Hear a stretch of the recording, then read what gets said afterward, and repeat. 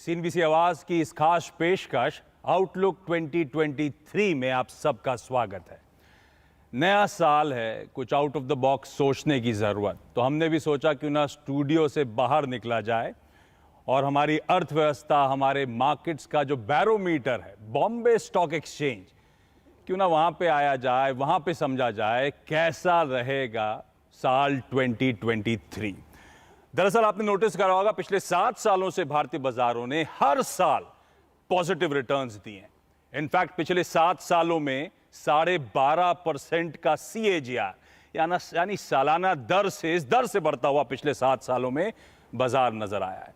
तो हम सबके जहन में एक ही सवाल है, क्या 2023 8वां साल होगा पॉजिटिव रिटर्न्स का या नहीं, या फिर ये जो स्लो डाउन की चिंताएं, रिसेशन के फियर्स, वो कुछ मूड बिगाड़ेंगे।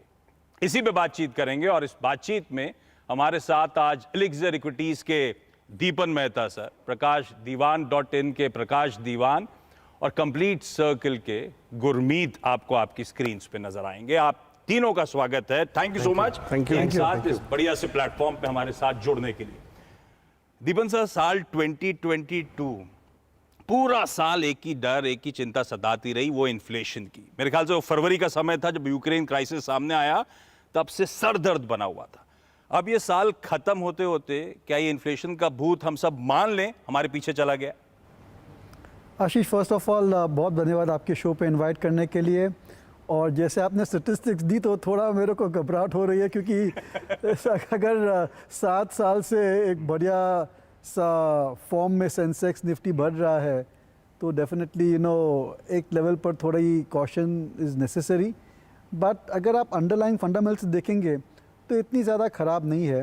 देखिए, जो इन्फ्लेशन है वो ग्रेजुअली प्राइस हो चुका है, डिस्काउंट हो चुका है। और मेरी राय में जिस हिसाब से कमोडिटी प्राइसेस घट रहे हैं globally, oil prices, steel prices, अन्य मेटल के दाम, और जिस हिसाब से प्रोडक्शन भी बढ़ रहा है, एक ज़माना था कि सेमीकंडक्टर्स के लिए बहुत ही डिफ़िकल्ट सिचुएशन बन रहा था सप्लाईज के लिए। बट धीरे धीरे I think the supply chains are also moving up, commodity prices have come down, और इसकी वजह से मेरे ख्याल से जो इन्फ्लेशन है that should start to flatten out. और जो सेंट्रल बैंक जो इंटरेस्ट रेट बढ़ा रही है, they may be a risk that they may overdo it, they may increase the interest rates more than what is necessary, but then that's a risk factor which is there in the global markets. पर मेरे ख्याल से ये जो issue है, I think that will be put to rest in the next 2-3 months or so. तो largely inflation का भूत टेम होता हुआ, तो प्रकाश सर अब, और ये ग्लोबली कहा भी जा रहा है, अब इन्फ्लेशन से नया बज़वर्ड होगा शायद, वो सब के सब रिसेशन की बात करने लगे हैं। वो हार्ड हो, सॉफ्ट लैंडिंग हो, जो भी हो। 2023 में जब मैं आउटलुक 2023 की बात कर रहा हूँ जी, सबसे बड़ा सरदर्द मेरे लिए यही होने वाला है क्या, अब इन्फ्लेशन से रिसेशन का डर। सो अच्छा, इंटरेस्टिंगली क्या होता है ना, मार्केट को कोई चीज़ों की चिंता करने लायक या चुनौती बनाने लायक चीज़ चाहिए होती है। तो ऐसा है कि पिछले साल जब शुरुआत हुई थी साल की 2022 की, तब यूक्रेन का क्राइसिस होगा ये तो किसी ने नहीं सोचा था। फरवरी में शुरू भी हो गया तो सरसरी तौर पे ये था कि 5-6 महीने चलता है युद्ध, उसके बाद सब थम जाएगा। अब वो भी 1 साल होने आया है। सो क्या चीज़ आपका सिरदर्द बनेगी ये तो कहना मुश्किल है, बट हाँ, ऑप्शन हमारे पास बहुत हैं। बट जैसे जैसे नई चुनौती आएंगी, मुझे लगता है चाहे रिसेशन क्यों ना हो, कि मौके भी उतने ही आते हैं। तो जैसे आपने देखा जब ऑयल का भाव, जैसे दीपक ने कहा, कमोडिटीज़ में इतना जो फ्लक्स आया और जो भाव बढ़े, तो हमने रिन्यूएबल्स पे फोकस इतना बढ़िया देख लिया। हमने सोचा ही नहीं था कि हिंदुस्तान 1 साल में रिन्यूएबल्स पे इतना आगे निकल के जो हासिल करेंगे वो करा है। कंपनीज इतनी हुई है। ईवी का देखिए, सेमीकंडक्टर के इश्यूज़ हुए तो उनके अलग सॉल्यूशंस निकले, आपकी प्रोडक्ट मिक्स चेंज होने लगी। सो आई थिंक चुनौती से ज़्यादा हमें मौक़ों की तलाश रखनी चाहिए, मेरे हिसाब से ये है। सिरदर्द तो होगा, लेकिन बाम कहाँ से मिलेगी ये भी पहले से तैयार रखें। तो बाम मिलेगी नॉर्मलाइजेशन ऑफ ट्रेड की, और जहाँ हिंदुस्तान का जो शुरुआत हुई है, हिंदुस्तान की ग्लोबल स्तर पे, एक वैश्विक स्तर पे जो हमारी जो सुपीरियरिटी इस्टेब्लिश हो रही है, वो मजबूत होते हुए दिखेगी। तो रिसेशन आएगा, शायद यूएस में हो भी सकता है, थोड़ा सॉफ्ट लैंडिंग, हार्ड लैंडिंग, कोई लैंडिंग तो होगी, लेकिन हिंदुस्तान में मुझे नहीं लगता है इतने ख़राब हैं फंडामेंटल्स की हमें चिंता रिसेशन की करनी चाहिए। तो गुरमीत, इन्फ्लेशन काबू में आएगा, यूएस में रिसेशन, फिर भी ज़्यादा घबराने की ज़रूरत नहीं। हिस्ट्री ऐसा नहीं कहती थी। वो 2008-2009 का फाइनेंशियल मेल्टडाउन, उसका झटका हमको लगा। वो 2013 का वो पेपर टैंट्रम आए थे, टेपर टैंट्रम के इश्यूज, उसका भी दबाव हमने झेला। ये इस बार इन सब इश्यूज से ग्लोबल रिसेशन, ग्लोबल मेल्टडाउन, दिक्कतें बढ़ती हुई नजर आएंगी, उससे आप लोग को अब डर नहीं लग रहा है 2023 के लिए? ये थोड़ा कुछ जगह कुछ पार्ट्स में चिंता का विषय है। तो अगर आप डेटा को देखें, मैं मानता हूँ कि पैसा बनाना थोड़ा सा मुश्किल रहेगा 2023 में। बनेगा, थोड़ा सा आपको शायद मेहनत और रिसर्च ज़्यादा लगेगी, क्योंकि आपको कुछ पॉकेट्स में इंडिया अच्छा कर रहा है। आप बैंक क्रेडिट ग्रोथ अच्छा है हमारा, आप एयर ट्रैवल देखिए हाईएस्ट एवर रहा नवंबर में, आप ई-वे बिल देखिए लगभग 80 मिलियन से ऊपर ई-वे बिल आए नवंबर में। तो कुछ पॉकेट्स में अच्छा लग रहा है। रूरल अभी भी थोड़ा सॉफ्ट है, थोड़ा सा हमें मॉडरेशन देखने को मिल रहा है एक्सपोर्ट ओरिएंटेड सेक्टर्स में, थोड़ा बहुत आईटी में, एपीआईज में। तो थोड़ा सिलेक्टिव होने की ज़रूरत है। और दूसरा मुझे लगता है कि जो आउट परफॉर्मेंस इंडिया का हुआ है वो मैंने 17-18 साल में ऐसा आउट परफॉर्मेंस इंडियन मार्केट्स का नहीं देखा। मैं 2003-4 से हूँ मार्केट में। इस साल निफ्टी YTD पॉजिटिव है 4-5%, और सारे ग्लोबल मार्केट 20-25% के आसपास नेगेटिव है। मे बी फुट्सी को अगर हम छोड़ दें तो आप नैस्डैक देखिए 15 से 20% नेगेटिव। बहुत बड़ी बात है। और दूसरा मैंने एक डेटा निकाला आशीष जी कि पिछले 10 साल में कितने 10 बैगर स्टॉक्स रहे हैं निफ्टी 500 में, BSE 500 में। 20% स्टॉक इंडिया के 10 बैगर रहे हैं पिछले 10 साल में। S&P का ये नंबर सिर्फ 7% है। चाइना का ये नंबर जो हमसे काफ़ी तेज ग्रो हुआ है सिर्फ 3% है। तो जैसे हम थोड़ा सा अपना हॉराइजन को बड़ा करते हैं और थोड़ा डेटा डिपेंडेंट होते हैं, तो अपॉर्चुनिटी हमें थोड़ी बड़ी दिखती है। मुझे एक इंडिया की अपॉर्चुनिटी 2023 से 30 की पे ज़्यादा मेरा फोकस है, बशर्ते ये देखूं कि अगले 2 महीने 3 महीने में क्या होने वाला है, क्योंकि ये साइकिल हमारे लिए अच्छा है। जैसा अगर हमने ख़राब साल में अच्छा किया है तो जैसे चीज़ें ठीक होंगी, जैसे दीपेन सर ने बोला, प्रकाश जी ने बोला कि इन्फ्लेशन थोड़ा कम होगा, सप्लाई साइड धीरे धीरे रिस्टोर होगी, तो अच्छे साइड में भी तो हमने ये मुश्किल साल निकाल लिया जब हमें प्रिजर्व करना था, जब हमारा रिटर्न जो भी है पॉजिटिव है, थोड़ा पॉजिटिव है। आई थिंक जैसे जैसे चीज़ें इंप्रूव होंगी इंडिया और अच्छा करेगा। तो प्रकाश सर 2023 में बैंक्स की IT आई थिंक 2023 में IT पे जो मार पड़ रहा है, और हमारे यहाँ IT कंपनीज ग्लोबल हैं, बैंक्स डोमेस्टिक हैं। कोई भी बैंक हमारी ऐसी नहीं है जो ग्लोबल बिजनेस पे डिपेंडेंट है। वो तो सारी घरेलू बाज़ारों में ही काम कर रही हैं, और वो बहुत सही ग्रोथ फेज़ में आए। जैसे दीपन ने कहा, बैंक्स में जो फेज़ होते हैं, जो साइकिल होता है, वो एक होता है क्लीन अप होता है, फिर आप ग्रोथ करते हैं, फिर हाइपर ग्रोथ करते हैं, फिर नए NPS भी करते हैं, और फिर वो शुरुआत उसकी नए तौर से होती है। हम जिस स्टेज पे हैं वो ग्रोथ स्टेज पे हैं। आप सबकी एक दो पैरामीटर्स देखिए बैंक्स की, और खास करके PSU बैंक्स में भी, तो ROA जो बढ़ रहा है, जो क्रेडिट ग्रोथ आ रही है, 15-16% क्रेडिट ग्रोथ मैंने तो 4 साल में नहीं देखी पिछले। और एक आध कोई प्राइवेट सेक्टर बैंक ने क्लॉक कर दिया तो ठीक है। जो तेजी आ चुकी है 2023 में, और अपटिक्स अप और अप मूव्स, ज्यादा स्वीट स्पॉट में अभी भी बैंक्स नजर आते हैं। एब्सोल्युटली बैंक्स के परफॉर्मेंस में तो ऐसा है नहीं कि दिसंबर के बाद कोई हुलिया बदलना है। परफॉर्मेंस तो जारी रहेगी। जो प्रोविजनिंग की हुई है वो राइट बैक हो रहे हैं, रिकवरीज हो रही है। यहाँ तक कि एकदम मरे हुए बैंक्स जो थे, जिनकी बैलेंस शीट फ्रैक्चर्ड थी, उसमें भी तेजी आनी शुरू हो गई या रंगत आनी शुरू हो गई। IT का जो आपका सवाल है वो बहुत इंपॉर्टेंट है, क्योंकि लोग थोड़े से वो वैल्यू ट्रैप में फंस जाते हैं कि अरे इन्फोसिस और TCS इतने सस्ते मिल रहे हैं। अब उनको थोड़ा मार पड़ रहा है। अच्छी कंपनीज हैं नो डाउट, बट जो साइकिल उनका जो चल रहा है उसमें अपसाइड काफ़ी हद तक प्राइस इन हो चुकी है। अगर कॉन्ट्रैक्ट्स जनवरी में नए नहीं मिलते हैं तो फिर आपका साल जो है वो नरम जाने की पूरी गुंजाइश रहेगी। हाँ, ये ध्यान रखिए, IT ऊपर से करेक्ट बहुत हो गए हैं, लेकिन प्री कोविड से अभी भी 35-40% ज़्यादातर स्टॉक्स ऊपर ही नजर आएंगे। तो ये करेक्शन के बावजूद जो कोविड के बाद की रैली थी वो अभी भी पूरी तरह से खत्म नहीं हुई, अभी भी अपटिक्स उस लेवल से नजर आएंगे। दीपन सर, बैंक्स और IT एक की डिबेट का पॉइंट था 2023 में, कहां तवज्जो दिया जाए। ऐसे ही 2022 में लाइमलाइट हॉक करी थी वो अर्बन साइड कंजम्पशन, के शेप्ड रिकवरी की बात, और वो तूल पकड़ी थी। अब जब इन्फ्लेशन अगर टेम हो रहा है, अगले 2-3 महीने में काबू में आ जाएगा, तो 2023 का रूरल थीम अब फोकस बनेगी क्या? नहीं, बन सकती है आशीष, नो डाउट अबाउट इट। पर जो पूरा कंजम्पशन पैटर्न है वो भी चेंज हो रहा है, रूरल में और अर्बन में भी। और अगर आप देखेंगे कि आज की जो कंज्यूमर ओरिएंटेड कंपनीज है, they are going deeper and deeper into tier 2, tier 3, और ज़्यादातर फोकस वहाँ पर रूरल में भी आ रही है। तो I would say that consumption is India में मल्टी ईयर इन्वेस्टमेंट थीम है। पर जो कंजम्पशन पैटर्न्स है, जो कंजम्पशन प्रोडक्ट्स है, those keep on changing as we go along. 5-10 years ago it was soaps, detergents, shampoo, oil. Now it is QSR, retail, specialty retail like shoes, like innerwear, could be entertainment, travel, hospitality, health. तो ये जो है, these are the new consumption engines, and that is where investors and should focus on, because those are the companies जहाँ पर you can expect double-digit volume growth rate. They are expensive, no doubt, but that's where the growth is coming through. So whether it is rural or urban, you are better off trying to be in the new generation consumption-oriented business. आप लोग आए, वैसे तो बात करने market में चलते चले जाएं, लेकिन आप लोग आए और लोग बोलेंगे आपने एक दो स्टॉक बताए ही नहीं 2023 के लिए। प्रकाश सर, आप शुरू करो। नया पैसा जो आ रहा है या क्लाइंट्स के पैसे को कहाँ चाहिए? दो सबसे प्रेफर्ड पिक्स 2023 के लिए आपकी तरफ से। जैसे आप गुरमीत दोनों के ने पास कहा- भी आऊंगा प्लीज। हाँ बिल्कुल, मैं वही कह रहा था, पूरा सारा प्रकाश बजट first। नहीं, बट जैसे गुरमीत ने कहा कि 2023 में पैसा बनेगा, बट थोड़ी ज़्यादा रिसर्च लगेगी, ज़्यादा मेहनत लगेगी, उसके लिए आप लोग हो ना हमारी तो मदद। वो हाँ, तो वो जस्टिफाई करना जरूरी हो जाता है। सो मैं इस एक कंपनी मेरे जहन में जो आ रही है, जो काफ़ी अननोन सी है, और इसलिए मैं ये बोल रहा हूँ कि अब मौका और समय इस चीज़ों का आ गया है कि जो मोमेंटम वाली चीज़ें वो नहीं चलेंगी, क्योंकि मोमेंटम में रुकावट आ सकती है तो आप मार खा सकते हैं। आपके पोर्टफोलियो में ये देखना है कि कोई यूनिक बिजनेस मॉडल्स हैं कि नहीं, और उस लिहाज से एक कंपनी है जिसका नाम है PDS लिमिटेड। ये चर्चा तो होती नहीं है इस कंपनी की ज़्यादा, और जब मैंने भी इस कंपनी को समझने की शुरुआत की 1 साल पहले, तो मुझे भी बड़ा अजीब सा लगा कि करती क्या है कंपनी, जो यूनिक क्या है इसमें। अब ये कंपनी शुरुआत इसकी हुई थी 15 साल पहले गारमेंट्स मैन्युफैक्चर करके बड़े बड़े फैशन हाउसेस को ग्लोबली सप्लाई करने को, जो इंटरनेशनल मार्केट्स में, खास करके यूरोप में।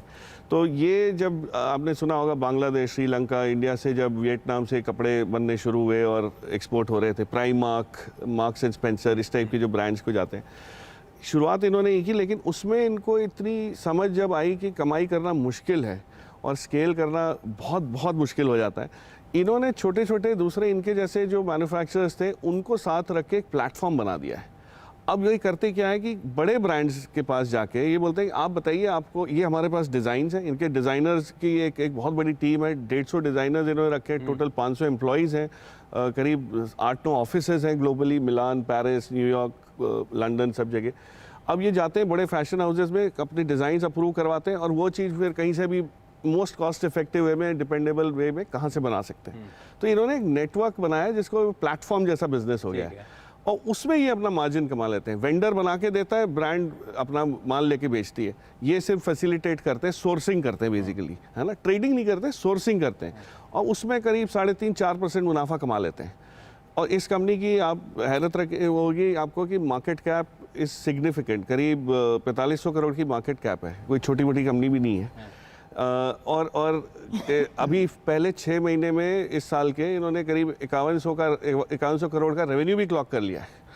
और इस कंपनी के खुद की जो टारगेट्स हैं उसमें इन्होंने 2 साल पहले ये किया था कि हम लोग $2.5 बिलियन की रेवेन्यू कर लेंगे 2-3-4 साल में आगे, विच ट्रांसलेट्स टू व्हाट, करीब 20,000 करोड़। 20,000 करोड़ का रेवेन्यू करने की क्षमता ये लोग बिल्ड कर रहे हैं, और दिख रहा है कि जो काम कर रहे हैं उससे होगा। ग्लोबल कंपनी है, मल्टीनेशनल कंपनी है, और वहाँ पे जो चेंजेस आ सकते हैं, अगर 20,000 करोड़ इन्होंने हासिल कर लिया मान लीजिए 2024-25 में 3.5% के मार्जिन से, तो भी मोटा मोटी 700 करोड़ का प्रॉफिट बना सकते हैं। और 700 करोड़ पे आप इनको जो भी मल्टीपल देना चाहें, 20 का दें, 15 का दें, 16, उसके हिसाब से करेंगे। आज तो ये सिर्फ 4500 करोड़ पे मिल रही है, होनी चाहिए कई ज़्यादा। सो ये ग्लोबल कंपनी है, और इनसे मेरी जब लास्ट बातचीत कॉन कॉल पे हुई थी कि भाई ग्लोबली यूरोप में इतनी तकलीफ़ें हो रही हैं, तो आपको स्लो डाउन का तो इम्पैक्ट पड़ रहा होगा। तो उल्टा ये हो रहा है कि इस टाइप की कंपनीज़ को लोग ढूंढ रहे हैं कि भाई हम एफिशिएंटली काम कर पाएँ बिना ट्रैवल किए। और जब पैंडेमिक हुआ तो आप ये सोचिए, यकीन मानिए कि यूरोप से, जर्मनी से, या कोई भी फैशन हाउस का बंदा बांग्लादेश आके ऑर्डर देने आने की हिम्मत नहीं करता। वो तो भैया फ़ोन पे हो गया काम, वीडियो कॉल पे हो गया, और आपने पहुंचा दिया, उसका काम हो गया। So it's becoming more convenient and more efficient. तो उस लिहाज से मुझे लगता है ये कंपनी थोड़ी सी अंडर वैल्यूड है, अंडर डिस्कवर्ड भी है। हाँ, ट्रू। तो गुरमीत के शब्दों के हिसाब से मेहनत जो कर रहे हैं उसमें ये रिसर्च में मेहनत करिए आप खुद। और एक आइडिया मिले गुरी दे, तो अपन जाके स्टडी करने वाले हैं PDS लिमिटेड। आप कंप्लीट सर्कल में कौन सा स्टॉक पे दाव लगा दो? तो हमें आशीष डिफेंस एज अ थीम बहुत अच्छा लगता है। तो इसमें 2 स्टॉक्स हैं जो हमारे कवरेज में हैं, मैं उन्हीं पे बात कर सकता हूँ जिसमें मैं इन्वेस्टेड हूँ।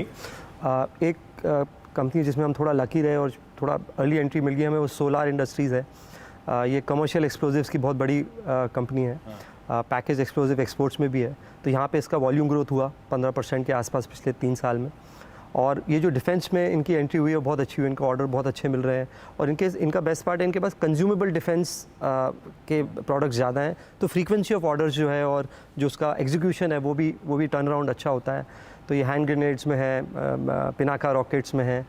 इन्होंने अभी टेक्नोलॉजी पे बहुत काम किया है, तो मिसाइल और रॉकेट्स को एक ही फैसिलिटी में इंटीग्रेट करते हैं, जिसमें आपका ये वॉरहेड्स होता है, डिटोनेटिंग यूनिट्स होते हैं। अभी विक्रम एस का लॉन्च हुआ जो आपने देखा होगा, वो इन्हीं के सब्सिडी के थ्रू हुआ। तो बहुत अच्छा बुक डेवलप हो रहा है। तो वॉल्यूम ग्रोथ आई केमिकल से, मार्जिन आया डिफेंस से। और ये ऐसी कंपनी है जो अगले 3-4 साल में शायद 40-50% EPS ग्रोथ दे सकती है। हमारे पोर्टफोलियो में काफ़ी अच्छा करी ये साल बहुत अच्छा रहा है। और इसी में हमें HAL भी अच्छा लगता है, क्योंकि HAL के साथ क्या है कि ये पहली डिफेंस कंपनी है जिसका मार्जिन बड़ा है, 20-22% एबिटा मार्जिन से करीबन अब 25-26% पे आ गए हैं। और इनका जो रिपेयर और ओवरऑल डिवीज़न है, क्योंकि आपके ऑर्डर बुक बढ़ रहे हैं तो जो रिपेयर ओवरऑल और स्पेयर्स होता है उसका भी रेवेन्यू बढ़ता है, वहाँ पे इनका 35% मार्जिन है। नई फैसिलिटीज़ आ रही हैं एयरक्राफ्ट्स और हेलीकॉप्टर्स की। आपने अपने पीछे देखा होगा कि छोटी कंट्रीज़ से हमें डिफेंस के ऑर्डर्स आना शुरू हुए हैं, जैसे आर्मेनिया और बाकी जगह। और गवर्नमेंट का टारगेट है $25 बिलियन का डिफेंस एक्सपोर्ट्स का 2025 का, तो पॉलिसी सपोर्ट है। तो हमें ये थीम जो मैन्युफैक्चरिंग में डिफेंस की थीम है, उसमें ये 2 स्टॉक्स हमारी कवरेज में। दीपन सर, आपके रडार पे? देखिए, I am always been very bullish on technology, और जो डिजिटाइजेशन जो हो रही है इंडिया में globally, I think that's a very powerful investment theme. और I have been very positive on platform companies, profitable platform companies. I am not talking of Zomato और Paytm और नाइका, बट ऐसी 4-5 अन्य कंपनीज है जो काफ़ी प्रॉफिटेबल है। और first platform company which was very successful in India was InfoEdge. But after InfoEdge, we had the choice, like we have RateGain Technologies, we have Tanla Solutions, we have Route Mobile, IndiaMart, Affle India. So these are companies जो की speciality क्या रहती है, they have created the platform, और जैसे जैसे users आते हैं, as they get more and more customers, the revenues start to shoot up, but the expenses do not go up. तो operating leverage benefit मिलता है. No doubt they are trading expensive because उनकी जो return on investment है वो बहुत ज़्यादा रहती है. So in this entire group, there are 2 companies which we are very positive on. Usual disclosure we and our clients are invested in. First is Route Mobile. It is the OTP company. Yes. अगर आपको कुछ भी करना है, OTP आता है, आपको WhatsApp पे कुछ मैसेज आता है, ईमेल आती है, that is the company which is facilitating that particular service. और उनका डोमेस्टिक मार्केट भी स्ट्रांग है, और globally also they are expanding significantly, organically as well as inorganically. Stock is trading about 34-35 times, पर मैनेजमेंट ने they have increase their guidance to 60% growth rate for this year. और मेरे हिसाब से 20-25% की ग्रोथ अगले 3-4 साल is certainly possible in Route Mobile, and there is scope for earnings to be much higher than what street is expecting, और price to earnings multiple भी improve हो सकती है. तो ये पहली कंपनी हो गई रूट मोबाइल. दूसरी कंपनी है एफल इंडिया. तो अगर आप फ़ोन पे कुछ भी सर्च कर रहे हैं, कोई भी ऐप में है, तो आपको एक पॉपअप आता है about any advertising which is coming on the mobile और ऑन योर ब्राउज़र. तो ये जो कंपनी है that facilitates for the advertiser that जो पैसा खर्चती है, they get the maximum benefit of that in terms of positioning their advertisement for the right consumer. उनका पूरा इन हाउस टेक्नोलॉजी है, उनकी पूरी वहाँ पर स्टडी है, they have got a huge database also in place. And the way advertising industry is going, it is going to go more and more and more digital, जिसकी वजह से apple India की जैसी कंपनियों की सर्विसेज और भी डिमांड में रहनी चाहिए. They have a huge market when it comes to regional advertising, means regional languages में, which they have not even scratch the surface. They have a global opportunity also to expand internationally, which they are pursuing organically and inorganically. केवल एक risk factor है कि आज की तारीख में जो पर्सनल डेटा है, that is becoming more and more a controversial issue, and whether it is Google or whether it is Apple, they are trying to make sure that आपके जो personal data है, personal preferences है, जो cookies है, they are not going to go as freely into the public domain as it was going just now. So that is a slight risk factor. और हर con call में हम management को यही पूछते हैं, but they are giving satisfactory answer and they are working around it. So I think that given the kind of potential which is there in digital advertising, I think this company's future is very good. Beautiful, ये कुछ बढ़िया सी well research stocks आपके लिए, पढ़िए इनके बारे में। 2023 में शायद बेहतरीन कमाई के मौके ये स्टॉक्स देते हुए नजर आए। अच्छा, जहां से शो को शुरू करा था वहीं से खत्म करने का मन। मैंने एक टीजर छोड़ा था कि 7 साल हो गए, पॉजिटिव रिटर्न्स थे। क्या 2023 8वां साल होगा? दीपन सर, हाँ या नहीं? बिल्कुल होगा। प्रकाश सर? बिल्कुल 8वां साल पॉजिटिव रिटर्न्स का? कोई ऐसी तो कोई वो है नहीं, रूल तो है नहीं कि सिर्फ 7 साल ना, ये कुछ होता नहीं, है। तो 8 साल हो गए और 12% का कैगर है, तो सिर्फ 12% अगर आ गया तो वो मेंटेन होगा ना। तो 12% तो गुरमीत ने फिक्स इनकम में भी बता दिया आपको। गुरमीत, पॉजिटिव रिटर्न्स एक्सपेक्ट करूं 2023 में या थोड़े चैलेंजेस आने वाले? प्रोबेबिलिटी हाई, बट पता नहीं, मेरा ऑनेस्ट आंसर है पता नहीं। क्योंकि आप देखिए, अगर 40 साल का रिटर्न 12% है, सेंसेक्स का 13% एवरेज, सिर्फ 3 साल हैं हम बीएससी में ही बैठे जब रिटर्न 13% आया है। तो या तो उससे ज़्यादा आता है या उसका, तो ये एवरेज ना हाइट भी उतना ही करता है जितना बताता है। बट मेरा मानना है कि अपॉर्चुनिटीज़ रहेंगी, इक्विटी मार्केट में भी अपॉर्चुनिटीज़ है फिक्स में पैसा बनाने की।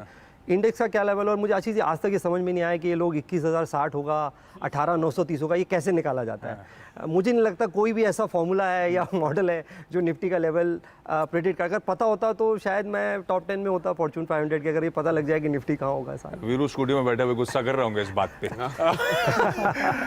एक और जाते जाते सवाल भाई, 2023 क्या बॉलीवुड मूवीज कुछ करके दिखाएंगी या हमें साउथ इंडियन सिनेमा और हॉलीवुड पे डिपेंडेंट रहना होगा? तो जैसा मैंने बोला, आज ही कंटेंट किंग है, इक्विटी में रिसर्च किंग है। आप अच्छा कंटेंट करेंगे तो बिल्कुल मूवीज़ भी चलेगी, हमने देखा है। और अगर कंटेंट अच्छा नहीं होगा तो फिर परेशानी है। ये तब तक पॉपकॉर्न तो है ही बेचने के लिए ना। तो मूवी नहीं चले, कैसे भी बनाओ, पॉपकॉर्न तो बिकता है ना। नहीं, और सीरियस नोट, बढ़िया क्वेश्चंस रहेंगे, क्वेश्चंस करने वाले शायद रहेंगे, लेकिन Indian economy has come a long distance. हमारे ग्रोथ बेस्ट इन क्लास है, हमारे इन्फ्लेशन, हमारे फिस्कल डेफिसिट के नंबर्स वेल अंडर चेक हैं। और मेरे ख्याल से जिस तरह के टैक्स रिफॉर्म्स हमने कर रहे हैं, वो टैक्स इनफ्लोज, पैसा हर साल, हर ईयर, हर मंथ हम आता हुआ देख रहे हैं। तो हम काफ़ी स्वीट स्पॉट में, और किसी ब्रोकरेज ने सही कहा है, आने वाले समय में ग्लोबल इकोनॉमी का ग्रोथ इंजन भारत होगा। तो निवेश करिए और निवेशित रहिए। नमस्कार।